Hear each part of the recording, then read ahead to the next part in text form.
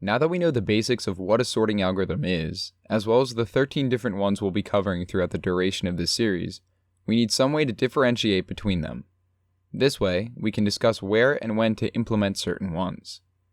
Sure, some of these algorithms are vastly different from one another in terms of functionality, and in those cases, it would be pretty easy to determine where and when to implement them. With that being said, however, many algorithms are similar, and sometimes we might want to choose a sorting algorithm based on which one can more efficiently convert our unsorted list into a sorted list. In line with that reasoning, we might also want to base our decision based on which of the sorting algorithms takes up less space in memory. Combining these two facts gives us programmers a need for metrics to judge the time and space complexities of different sorting algorithms. And so, programmers have developed a method of doing so known as time and space complexity. These two metrics give us a quantifiable way to judge different sorting algorithms based on how quickly they can sort data and how efficiently they can do so in memory. And with that introduction, we have the main topic for today's lecture. So strap in as we continue our series on sorting algorithms by discussing what time and space complexity even means, how we measure it for a particular sorting algorithm, the different measurements we can receive, and everything in between, beginning with time complexity. A sorting algorithm's time complexity refers to a function describing how many instructions are required from the computer to finish sorting a list using that algorithm. It is a quantifiable equation which will return back to us how long a sorting algorithm takes from start to finish in terms of instructions required. We measure this metric in instructions required as opposed to time taken because measuring by time is very unreliable in computer science for any topic, not just sorting algorithms. Think of it like this. If I gave the world's biggest supercomputer and my laptop both the task of searching through a list of 1 million elements with linear search, obviously the supercomputer is going to finish first, based solely on the fact that it can conduct millions more operations per second than my dinky laptop. The problem then arises in the fact that both computers use the same algorithm, and so for our time complexity functions, using time taken to complete our sorting algorithm isn't a valid measurement.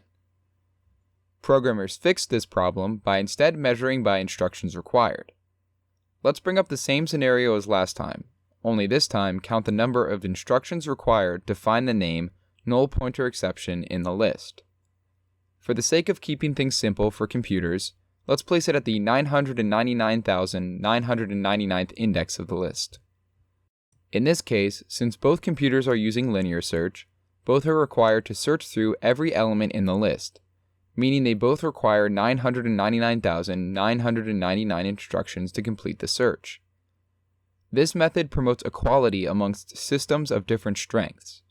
By using instructions required instead of time taken for our functions, we can eliminate the bias in processing power that exists and judge these sorting algorithms based on their raw potential. Another thing to note with time complexity is that for a particular sorting algorithm, we judge it using 3 different metrics: its best time complexity, average time complexity, and worst time complexity. In more robust terms, we measure it based on the most, average, and least amount of instructions required to sort that particular algorithm. Now, why do we need 3 different metrics for one algorithm? Well, as the programmer, it's important to know how well your sorting algorithm can perform under the best, average, and worst conditions. You need to decide what you want to prioritize when it comes to implementing a particular sorting algorithm into your program. For example, let's say we need to implement a sorting algorithm for a shopping site, which allows the user to sort by different modifiers and tags such as price, color, size, style, etc., etc. This is going to be put out to consumers, and so we want to make sure that even in the worst case scenario, they're not waiting forever to get their list of items. In this particular case, we would choose an algorithm which may not be the fastest, but is extremely reliable, so that even at its worst case scenario, it can still perform decently. As another example, say we're programming a systems database. It's going to run behind the scenes thousands of times per day maybe. In this case, we don't care about the best or worst time complexity, since if it is being run thousands of times per day, the law of large numbers says that the time complexities will average out. In this case, we choose an algorithm which performs best in the average time complexity section. I could keep going, but I think you guys get the idea.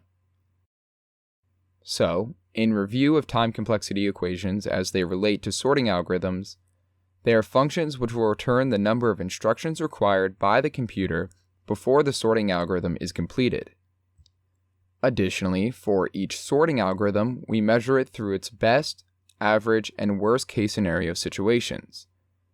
Now that we've got that down, we need to talk about the other piece of the puzzle, and that's how we judge our sorting algorithms by how much space they take up in memory, which we obviously refer to as its space complexity.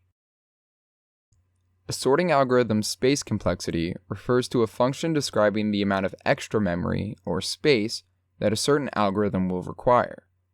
As you'll see later on in this series, some sorting algorithms require the computer to allocate extra memory in the computer to help sort the elements in a list. Now, unlike with time complexity, where our equations returned instructions required, with space complexity, we are instead returned a function which describes the amount of extra space needed by the algorithm.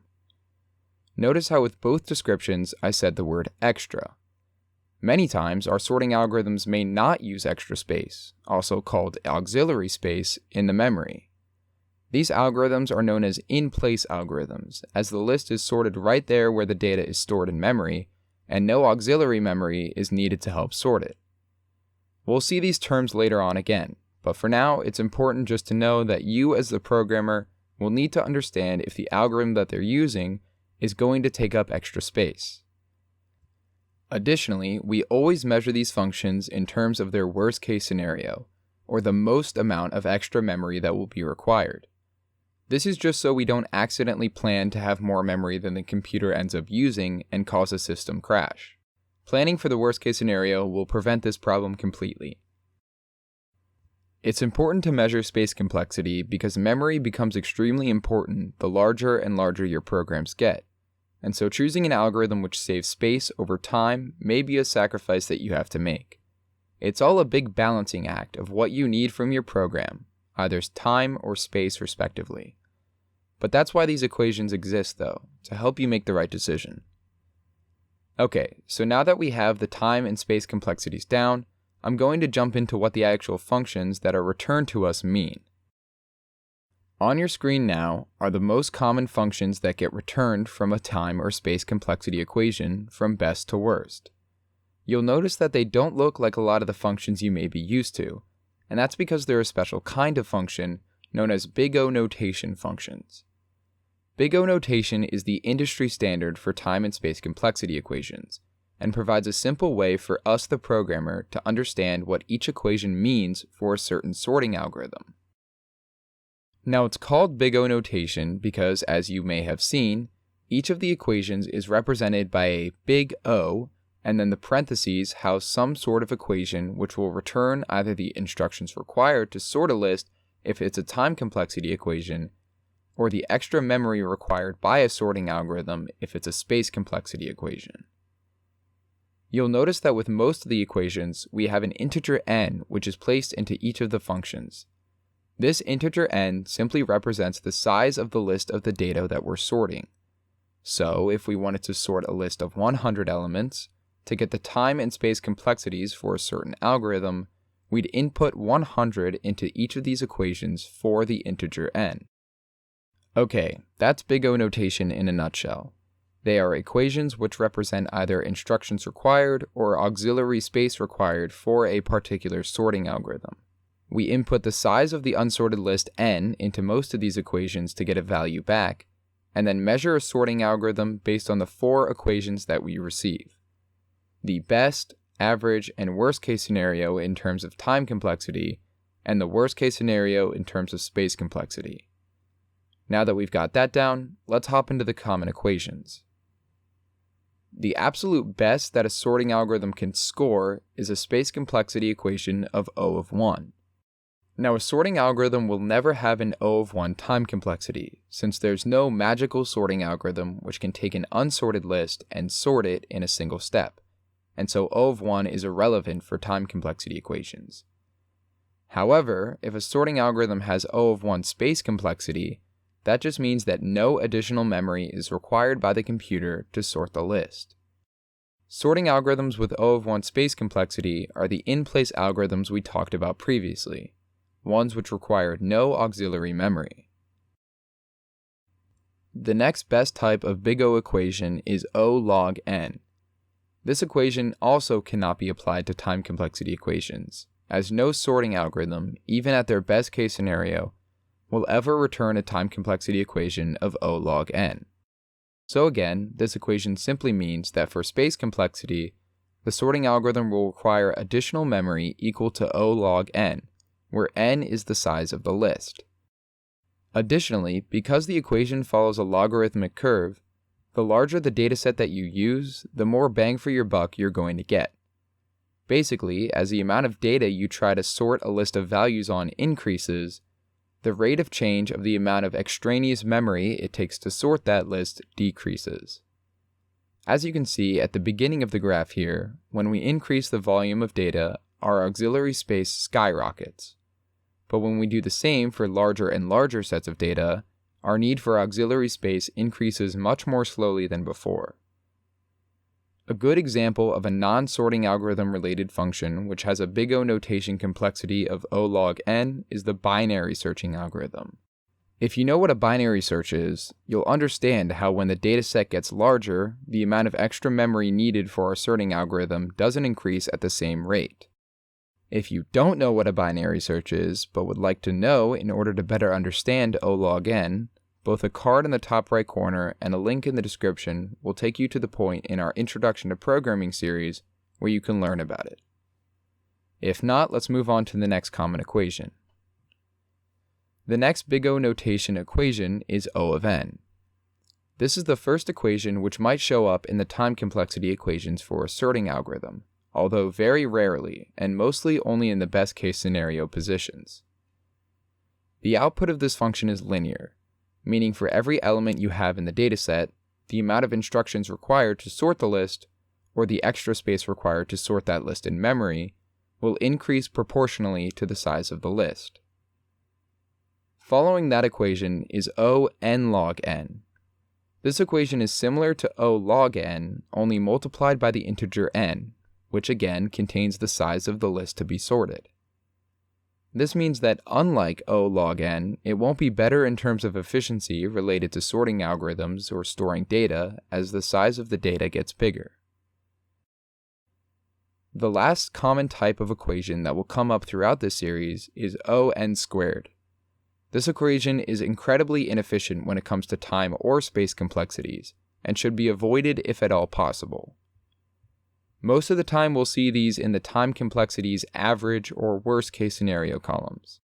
But it still signifies a level of inefficiency which you, the programmer, should definitely take note of. And there are the most common equations for time and space complexities of a sorting algorithm. There are more equations that exist for the more abstract algorithms, such as the one shown on your screen now. We'll talk about those individual cases in the videos on those specific sorts, as most of them are algorithm-specific equations. So finally, after hopefully not too long, you should be able to understand both what BigO notation is in terms of time and space complexity, how we measure it for certain sorting algorithms, and what the most common types of equations we end up with are. If not, there are timestamps in the description which will link directly to each of the topics we just covered, so feel free to rewatch a segment if you need to absorb the information one more time. Now that we've got that out of the way though, we can finally jump into our first sorting algorithm, selection sort.